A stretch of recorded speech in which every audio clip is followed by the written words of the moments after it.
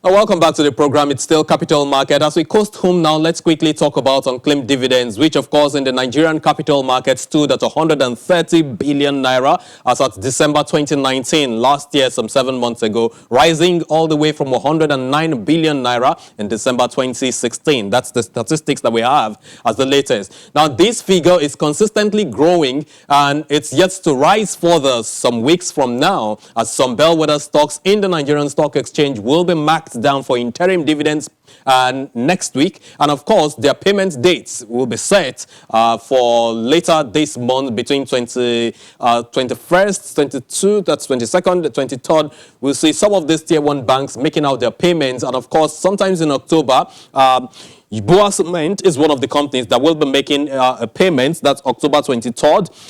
For the rest of the week, you're going to be seeing the qualification date, September 17th for Access Bank, GT Bank. You're going to be having September 15th for that. And of course, this is the payout that investors, shareholders, active shareholders in the market are expecting from these companies. But basically, we know that the issue of unclaimed dividends will rise as a result of these dividend payouts that will be coming up later in the month. And of course, let's now join the Chief Executive Officer of First Registrars and Investor Service, who also doubles as the President of the Chartered Institute of Bankers of Nigeria, Mr. Bayo Olugbenro, for some analysis on this particular development. Mr. Olugbenro, thank you for joining us this weekend. But let's hear from you. How different is the dividend payment environment now since the E-Dividend regime and, of course, all the other capital market master plan reforms that we've been seeing in recent times? Sorry, I didn't get that question.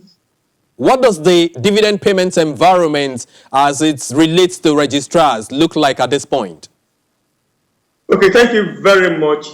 One thing that I want us to really understand is the fact that now we have bigger companies listed on the stock exchange with mega dividend payments, such as MTN and so on and so forth. BUA has come. Over the years, we have Dangote Group and Nigeria Breweries and the rest of them. So definitely, you may continue to see the quantum or the volume of unclaimed dividend rising. However, what I always say, and which we should look at much more, is what is the percentage of dividend declared that is unclaimed.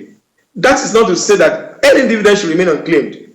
However, there are some extraneous factors that the registrars and other players may not be able to arrest until maybe when the data cleaning has been completed.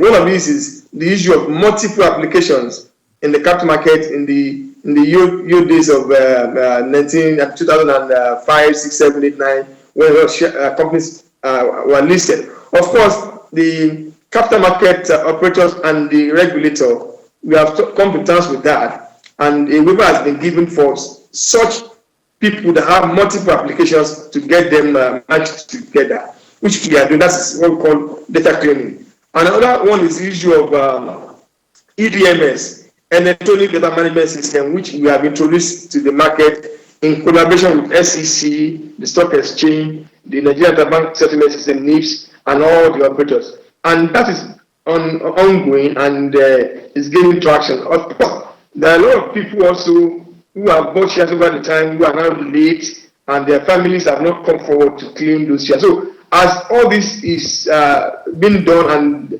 the register of shareholders are being cleaned out, of course, the quantum will reduce. But one thing, like I said, I want us to look at, it's not just the volume, the amount of money outstanding, but what is the percentage of outstanding as relates to the number of, the amount of money that has been declared, especially in the last 10 years. We should look at that. But for registrars, we are working in tandem, we are working together hand in hand with SEC, with the Stock Exchange, with the stockbroking community, and with NIPS, and of course, shareholders association to ensure that shareholders who have not listed or enlisted for the electronic data dividend payment system do so with ease.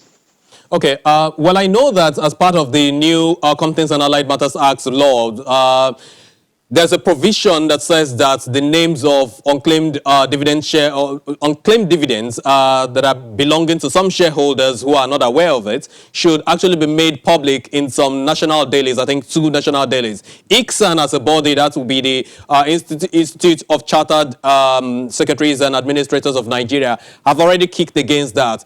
What are you saying at the registrar community? Do you support that, or you have another solution you want to profile for that? Before now, there has been a rule, a SEC rule that says that. But the danger in that is you may open up the register of shareholders to fraudulent activities. If you have to list, and of course, the cost implication on the companies. For example, if you have there's a register I keep, I won't mention the name of the company, that has about 1.3 million shareholders. Let's just say that 10% of them have not claimed their money. That is 130,000. I'm just giving an analogy. Or let's say 5% have not claimed their money. That is 65,000 shareholders. How do you list those names in the newspapers? I think what we were doing before, which is to print unclaimed dividend list and send to the shareholders who have unclaimed dividend, I think it's still a better option. But like I said, we need more of publicity, more of awareness for shareholders who have not claimed their money to come forward and claim it. But to list them in newspapers, apart from the cost implication, is also exposing the register of shareholders to danger. And I mean, we are in an age where we are actually now talking about data protection. This is not something that will help that particular initiative. But before I let you go, Mr. Olugbenro, let's look at the impact of some of the measures that have been taken so far by the Securities and Exchange Commission in collaboration with the CMC, that's the Capital Markets Committee, over time to be able to harmonize all of these things. Earlier, you mentioned the multiple registration regularization exercise. And of course, I was at one of the press briefings of the SEC when they talked about placing banners in the banking hall to create awareness as to how shareholders that bought shares way back more in 2007 can also get the forms for each of the companies that they had shares in and just fill that form, submit to the bank, perhaps at the customer care, so they can regularize the transition of their dividends directly into their savings accounts or current account, as the case may be. What will be the impact of all of this measure if we want to square them up? Actually, that has helped in a tremendous way.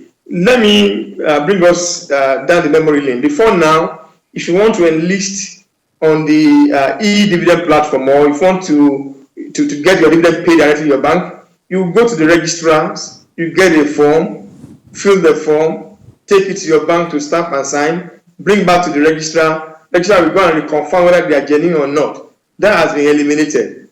You have 2 options as a shareholder. Either you go to any bank branch, they will download the form for you, you fill the form, and you submit it there. The banks will upload it on the portal that has been created by NIPS, that all of us registrars and the banks have access to. The registrar will pull it out from there, do the internal checking, and then enlist the shareholder to the platform. And of course, when you enlist, you don't just pay the current dividend. You look at all the dividends that are outstanding over the years and are not status bar. When I say status bar, it means that are not up to 12 years. You pay them. And also, they can also go to the registrar. And even this, you don't have to come to the registrar. Just download the form, fill the form, and with the new CAMA that says scan signatures as admissible in evidence, you can scan the forms to us as registrar. Then we take it from there and check all that we need to check and make sure that we are dealing with the right shareholder.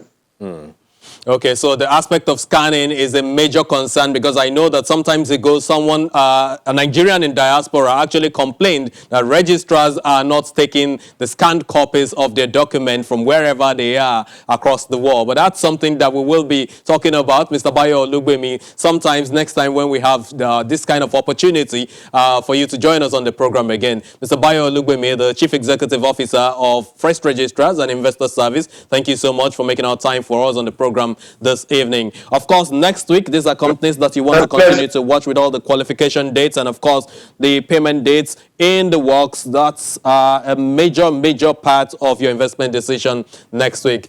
That's it on the program for this weekend. I'm Temple Ashaju. I'll see you next time. Bye for now.